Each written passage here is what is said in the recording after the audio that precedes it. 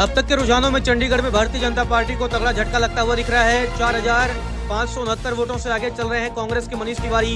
कांग्रेस के मनीष तिवारी को अब तक कुल 33,629 वोट मिल चुके हैं, जबकि बीजेपी के संजय टंडन को अब तक कुल 29,060 वोट मिल चुके हैं। अब तक के रुझानों में चंडीगढ़ में भारतीय जनता पार्टी को तगड़ा झटका लगता हुआ दिख रहा है। 4,569 वोटों से आगे चल रहे हैं कांग्रेस के मनीष तिवारी।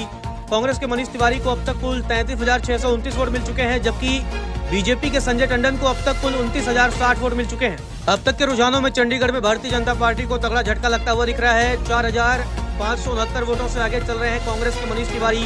कांग्रेस के मनीष तिवारी को अब तक कुल 33,629 वोट मिल चुके हैं, जबकि बीजेपी के संजय टंडन को अब तक कुल 29,060 वोट मिल चुके हैं। अब तक के रुझानों में चंडीगढ़ में भारतीय जनता पार्टी को तगड़ा झटका लगता हुआ दिख रहा है। 4,569 वोटों से आगे चल रहे हैं कांग्रेस के मनीष तिवारी।